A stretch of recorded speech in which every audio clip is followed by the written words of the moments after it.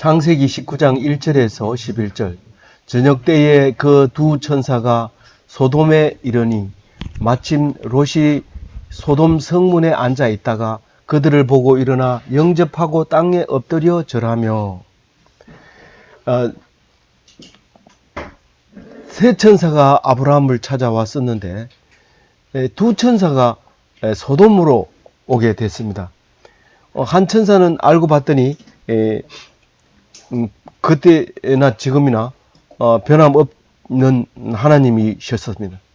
하나님이 두 천사를 보내고 그중 한 하나님은 아브라함과 만나서 내가 이제 소돔을 멸하려고 하는데 네가 알고 있으라. 그 이유는 너를 약속대로 높이려고 하는 것이다 라고 하는 겁니다. 우리에게 악인이 없었으면 좋을 것 같아요. 나를 괴롭히는 사람이 없으면 좋겠고 또 내가 고통을 안 당하면 좋을 것 같아요. 그러나 만약에 나보다 악한 사람이 없다면 내가 어찌 선한 사람이 될 수 있습니까? 나를 괴롭히는 사람이 없다면 내가 어떻게 선을 행할 수 있고 또 억울함을 당해서 하나님이 잘했다 칭찬받을 수 있겠습니까? 그래서 나를 높이기 위해서 우리에게 거슬리는 많은 일들을 우리에게 주십니다.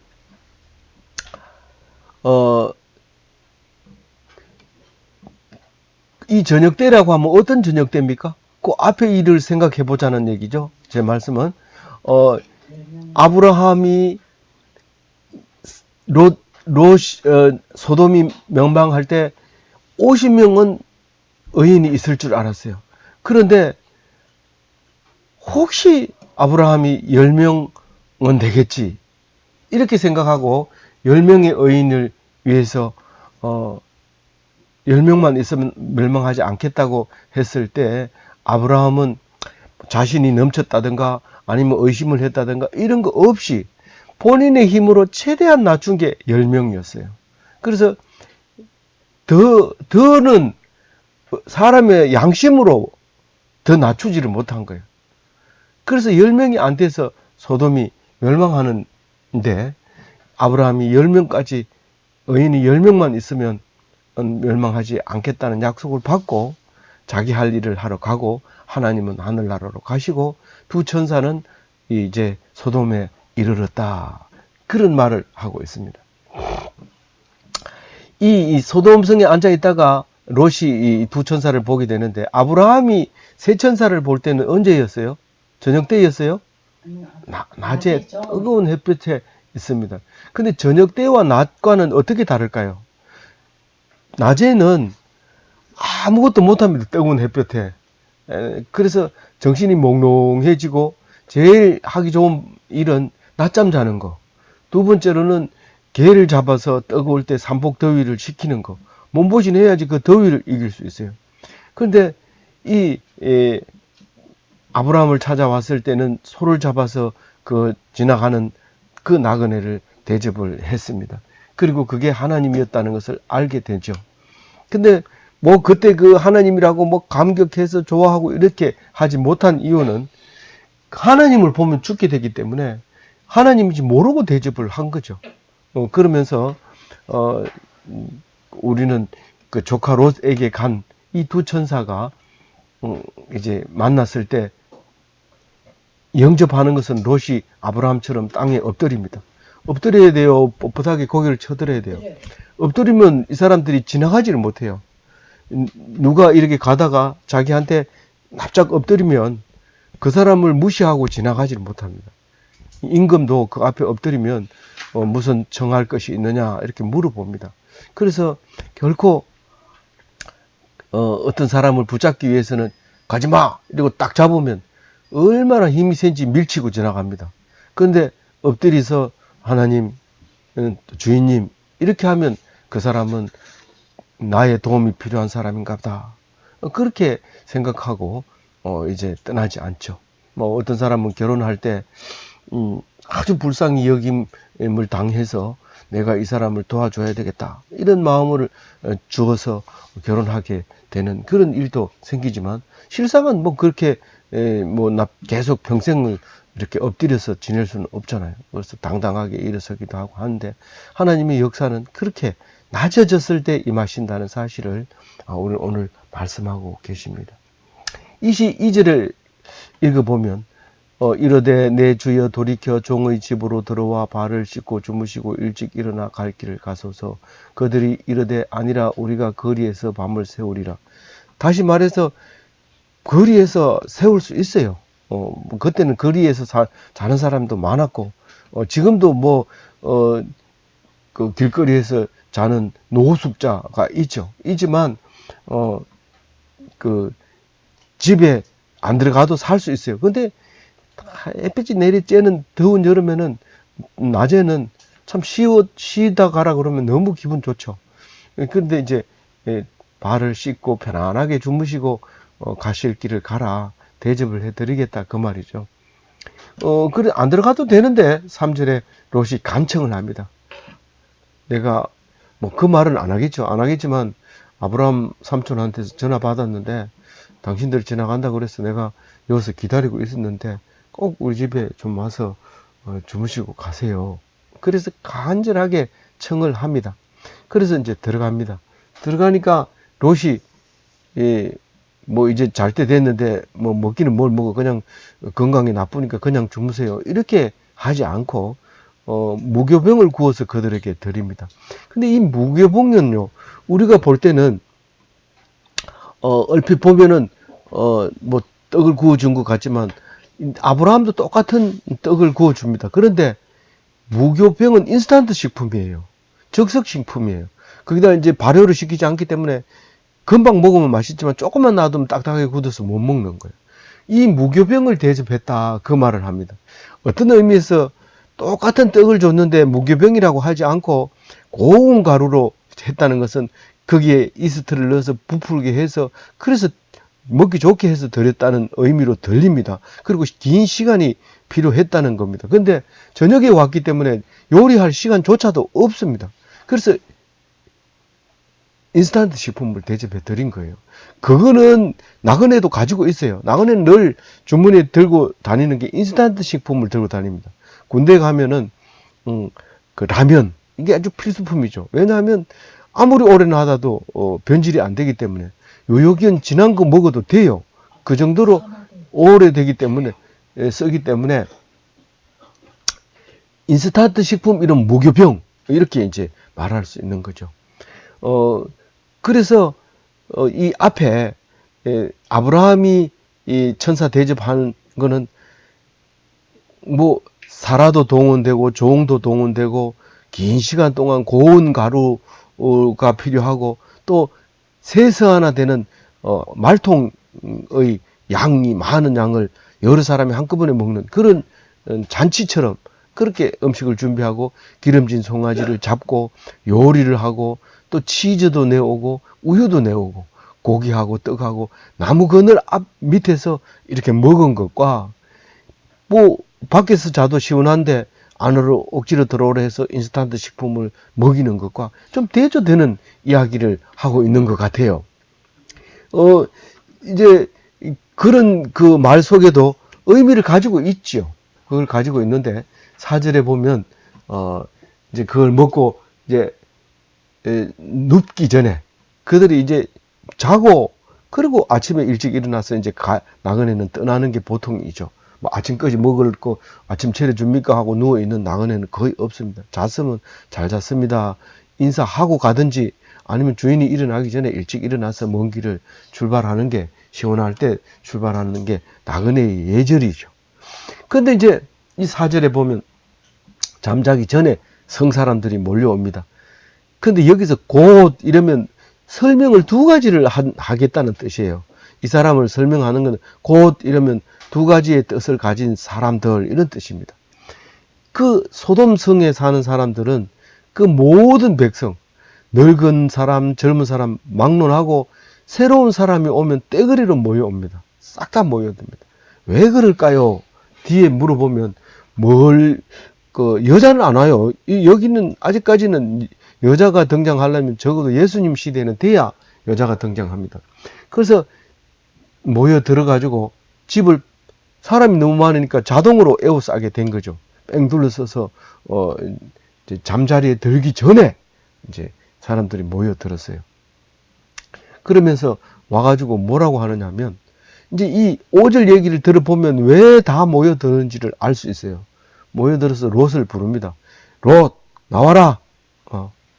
오늘 밤에 너네 집에 온 사람 있지? 그 두 사람 말이야. 우린 알고 왔다. 그렇게 하면서 오늘 밤에 왔다고 얘기를 하질 않아요. 사실은 이게 왜냐하면 그 뒤에 보면 이런 말을 해요. 우리 중에 거하면서 이런 말을 해요. 그러니까 며칠이 됐을 수도 있어요. 시간적으로 보면. 왜냐하면 아브라함 할 때도 이게 고기를, 소를 잡고 이런 미리 준비를 해야 되기 때문에 사실은 시간 좀 길게 걸리고 그만큼 떡을 먹으려면 한 끼 식사 가지고는 안 되거든요. 그런 의미에서 보면 긴 시간이었는데 여기서도 하룻밤인 것처럼 보이지만 사실은 거하려고 온 것처럼 보여졌던지 하여튼 긴 시간이 있었던 거예요. 그래서 이 사람들이 온 사람들에 대해서 우리가 그들을 상관하리라 이렇게 얘기를 합니다. 근데 이 히브리어의 단어 중에서 한 단어가 이게 굉장한 의미를 우리에게 주고 있는데 이 상관이라는 게 야다를 말하는 겁니다. 이 야다, 우리가 그 사람하고 야다하리라 이 말입니다. 이 야다는 알다 이런 말이 또 되지만 동침하리라 이런 말도 됩니다. 그러니까 이 번역을 놓고 5절 번역을 놓고 10개 넘게 다르게 번역을 합니다. 그러니까 어떤 번역에는 선악을 알게 재미를 보리라. 나 그 사람들하고 재미 보게 볼 테니까 좀 내놔라. 혹은 나는 그 사람 좀 알아보겠다. 또 나는 그 사람들을 강간하겠다. 또 다른 번역에는 나는 그들을 욕보이겠다. 내놔라. 이렇게 이제 번역을 했어요. 뭐 무슨 번역 말합니까? 현대인 성경, 공동 번역, 새 번역, 우리말 성경, 뭐 이런 것들입니다. 그런 것들이 다 다르게 이제 번역을 했어요. 근데 이제 보통은 이게 이제 동성연애를 지금 머릿속에 떠오르겠죠. 그러나 여기서 말하는 건 꼭 그것을 말하는 것이 아니라는 사실을 뒤 문장을 보면 알 수 있어요. 왜냐하면 이 야다라는 단어를 어디에 썼냐 하면은요, 선악을 알게 하는 나무 할 때 알게 이만은 그 나무 열매를 따먹으면 야다하게 되는 거예요. 선악을 야다하는 거예요. 선악을. 선과 악과 동침한다 이런 의미나 마찬가지죠. 사실은. 다시 말해서 아주 친밀하게 알게 된다는 선악을. 근데 하나님은 선악을 야다하고 있거든요. 그래서 우리가 선악과를 따먹으면 하나님이 선악을 아는 것처럼 우리도 선악을 알게 되는데 그게 야다라는. 그러니까 맨날 야다하고 싸우는, 우리가 마누라하고 야다하는데 동침하는데 이 동침한 사람하고는 맨날 싸웁니다. 왜냐하면 선악을 알기 때문에 그게 옳은 거냐 옳지 않는 거냐 계속 그렇게 말하는 거죠. 그래서 벗은 줄 알게 됨이더라 할 때 그 알게도 야다입니다. 그러니까 벗었는 것을 야다했다는 거예요. 벗었는 걸 안다는 거예요. 그 확실히 안다는 거예요. 나는 아벨을 알지 못합니다. 내가 아벨을 지키는 자입니까? 내가 아벨을 알지 못합니다 할 때 알지도 야다합니다. 내가 아벨을 어떻게 야다합니까? 만약에 아벨을 한다면 그건 동성연애 아닙니까? 이런 의미나 마찬가지거든요. 난 아벨을 모른다. 마누라는 어디가 있는지 알지만 아벨은 모르겠다. 이런 의미입니다. 그래서 이제 6절에 보면 롯이 문 밖에 무리에게로 나가서 뒤로 문을 닫고, 뒤로 문을 닫는다는 뭐 뒤안으로 넘어와서 뒷문을 닫고 이 말이 아니고 등 뒤로 문을 이렇게 기대면서 문을 탁 닫고 문을 가리고 이렇게 얘기하는, 막고 이제 만류하고 있는 말입니다. 그렇죠? 네. 예, 그래서 7절에 보면 이렇게 얘기합니다. 딱 문을 등 뒤에 문을 기대 서 가지고 형제들아 이런 악을 행하지 말라. 이런 악은 이제 이것을 보면 동성연애로 볼 수 있어요. 그런데 그러나 뒤에 8절을 읽어보면 그게 아니구나. 악행을 하려고 하는 것은 알려고 할 때 그게 악행인 거예요. 알려고 하지 마라. 알면 다친다. 이 영화에도 보면 네가 너무 많은 것을 알아 이러면서 총을 쏴버리는 사람이 있어요. 아는 것이 죽을 충분한 이유가 돼요. 사실은 선악과를 따먹어서 죽게 되는 거예요, 우리는. 그래서 아는 게 죽음으로 갑니다. 만약에 정치가 나쁜 방향으로 흘러가는지 모르면은 이 사람은 살아요. 그런데 정치가 나쁜 방향으로 흘러가는지 아는 신앙인은 목숨을 걸고 그걸 지키러 나갑니다. 광화문 광장으로. 사실 그 나간 사람들은 비디오에 찍히고 다 그렇게 기록이 남기 때문에 결국은 반대 방향이 성공하지 못하면 다 위험한 사람들입니다. 그래서 목숨을 걸지 않으면 안 됩니다. 그래서 모르는 것이 거꾸로 얘기하면 모르는 것이 악행이 아니다 이런 말입니다. 그러니까 악을 행하지 않으려면 몰라야 돼요. 그래서 예수님이 오셔서 이런 얘기를 합니다. 너희가 맹인이었더라면 죄가 없으려니와 본다고 하니 너희 죄가 그대로 있느니라 이렇게 얘기합니다. 나는 죄 없다. 그렇게 얘기를 한 거죠. 그러니까 우리가 뭐를 안다고 하는 그 자체가 죄라는 거예요. 그래서 어디 가도 아는 체 하지 마세요. 그거는 내가 죄를 짓고 있다는 거예요. 그래서 우리가 참 오랫동안 그 얘기를 많이 했는데 입만 띄면 죄를 짓는 거예요.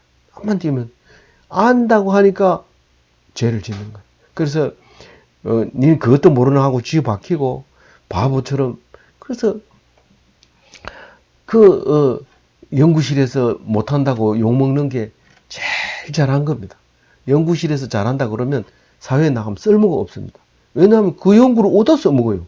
연구실에서는 써먹어요. 그게 써먹지만 밖에 나오면 이 사람이 지금 뭔 말을 하는지 몰라요. 근데 연구실에는 쥐 박혔지만은 밖에 나오면 이 사람이 박사야 이렇게 얘기하면 내가 뭐 아는 것도 없는데 사람들이 다 지켜 세우는, 그렇게 돼야 되는 거지. 내가 조금 안다고 생각하는 순간 그건 벌써 쓸모가 없는 사회인이 될 수밖에 없어요. 그래서 굳이 내가 누구 이름을 밝히지는 않습니다. 누구가 잘한다고 그렇게 칭찬받던 사람들이 인생 베리는 사람 많습니다. 그런 사람이 안 되려면 늘 쥐박혔고 구석쟁이 앉아 있다가 그냥 가도 돼요 이러면 이렇게 비실비실 나와서 손들고 야싸 살았다 이렇게 돼야지 그 사람이 쓸모가 있지. 당당하게 해가지고 딱 나오면 아무도 인정 안 해줍니다. 그 대학 따라지 대학 아이가 이러면서 인정도 안 해줍니다. 그런 예 돼요. 그래서 여기서 보면 이 7절 말씀이잖아요. 롯이 말하잖아요. 청하노니 내가 제발 부탁하는데 우리 형제들 우리 손님 아니가. 그러니까 이런 악한 일을 행하지 말아라. 그렇게 얘기하면서 이제 이렇게 얘기합니다. 예. 그래서 이 8절 같이 읽어볼게요. 내게 남자를 가까이 알지 하는 두 딸이 있노라. 청하건대 내가 그들을 너희에게 이끌어내리니 너희 눈에 좋을 대로 그들에게 행하고 이 사람들은 내 집에 들어왔은즉 이 사람들에게는 아무 일도 저지르지 마라. 이게 8절을 읽으면 롯도 그런 생각을 한 거예요. 이 사람들은 동성연애를 지금 원하고 있는데 사실은 이 결혼 안 하고 수천녀가 있는데 우리 두 딸이 정혼은 했어요. 이 뒤에 보면 사위들이 있어요. 사위들이 있는데 결혼하지 않는 사위 두 사위가 있었어요. 그래서 정혼은 했지만 결혼은 하지 않은 두 딸이 있는데 이 딸을 데리고 가서 너희들이 성적 욕구를 채워라. 그러니까 사실 이 말은 간단하게 읽었지만은 이 롯은 거의 이제 더 이상 빠져나갈 길이 없어서 그 딸들을 희생양으로 바치게 되는 겁니다. 그렇지만 이 두 딸이 사실 희생양으로 의미상으로 바쳐짐으로써 유일하게 살아남은 소돔 사람이 되어서 암몬과 모압을 낳게 되는 그런 일이 생기게 되죠. 그런 의미에서 보면 롯도 그렇게 생각한 거예요. 이 사람들이 동성 연애를 위해서 끌어내라 이렇게 생각을 했던 거죠. 그러나 사실은 한 가지 의미가 아니었다는, 그런 게 없다고는 말할 수 없지만 그런 게 아니라, 새로운 사람에 대한 이 사람들의 욕구, 그게 뭐냐면 9절입니다. 그들이 말을 하기를 너는 물러나라. 너는 이 일에서 빠져라. 네가 말하는 그 말 우리는 그거하고 상관. 네가 말하는 게 그거 아니다. 빠져라. 그러니까 뭐 네 딸이 싫다는 얘기. 네 딸이 지금 이 문제를 해결할 수 있는 게 아니라는 얘기를 하고 있습니다. 이자가 들어와서 거류하면서 이자가 누구예요? 이 두 사람의 천사를 말하잖아요. 거류한다는 건 여기 살겠다는 말이 아닙니까? 거류하면서 살았는지 안 살았는지는 그건 몰라요. 그렇지만 이 사람들이 들어와서 우리하고 살면서 법관이 되려 하는도다.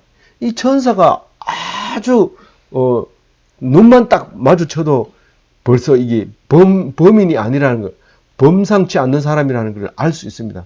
와가지고 그건 잘못된 거야, 옳지 않은 거야, 이렇게 딱 말하는 그런 모습을 보게 되는 거예요. 그러면 그게 법관이 뭐 말이에요? 심판자, 통치자, 사파르라고 하는 그런 사람으로 지금 이 사람이 들어왔다는 거예요. 그래서 우리는 그 사람에 대해서 알 권리가 있다는 거예요. 알아야 되겠다는 거예요. 그래서 우리가 야다해야 되겠다는 거예요. 그래서 이제 지금 now 우리가 그들보다 너를 더 헤아리라. 만약에 네가 그 사람을 계속 막으면 그 사람 너를 죽이고 내가 우리들이 가겠다. 무슨 뜻이에요? 강력하게 지금 말하는 겁니다. 그래서 이 나그네가 어떻게 됩니까? 나그네 안 당하죠. 왜냐하면 천사기 때문에 당할 수도 없고. 그래서 누가 해요? 롯을 밀치고 들어가서 문을 부수려고. 롯은 이미 문 옆으로 자빠져 있어요. 픽 자빠져 있고 이제 문을 부수려고 딱 들어가는 그 순간에 천사가 그냥 있지 않고 문을 탁 열고 손을 쫙 내밀어서 롯을 싹 끄집어들이고 문을 쾅 닫아버려요. 10절 읽어봅니다. 시작.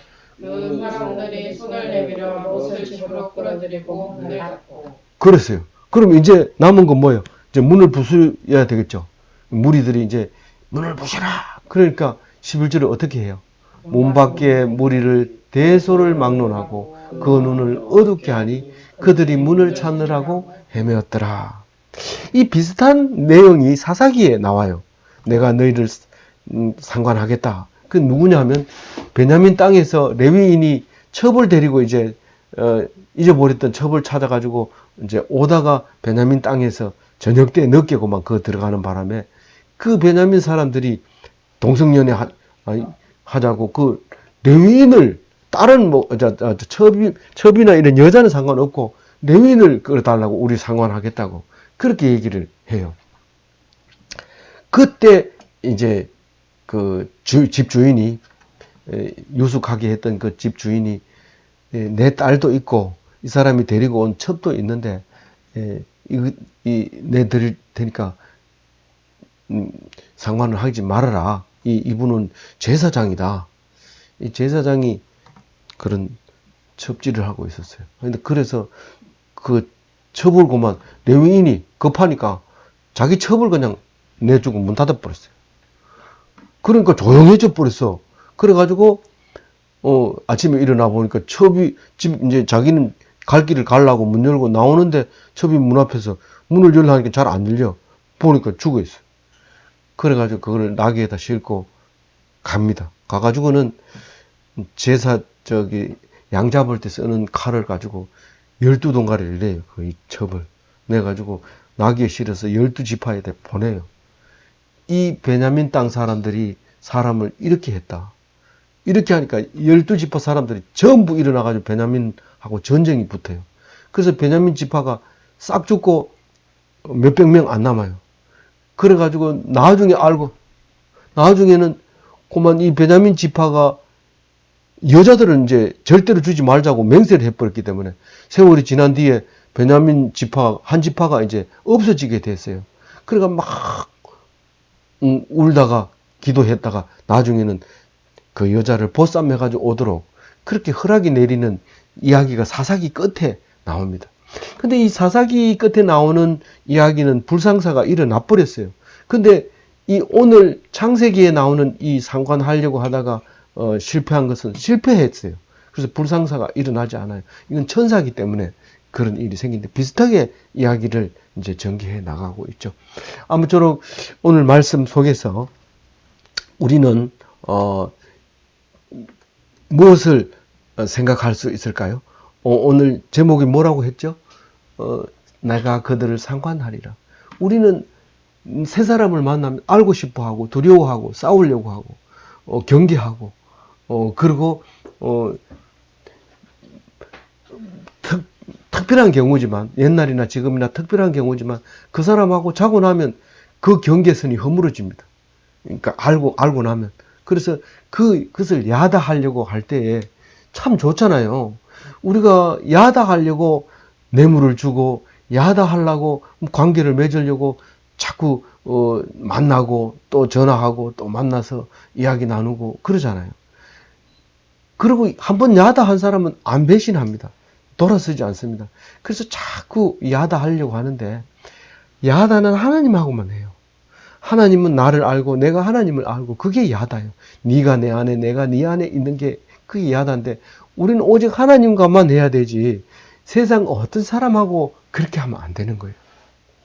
그래서 우리가 누구하고 상관하느냐 그것이 인생이 영원히 파멸이 되느냐 쓸모없는 인간이 되느냐 하나님 나라의 백성이 되느냐 하는 그 두 가지 갈래길입니다. 오늘 너희와 상관하리라 이 말을 꼭 기억하고 하나님과만 상관하는 우리 멋진 기독교인이 다 되시기 바랍니다.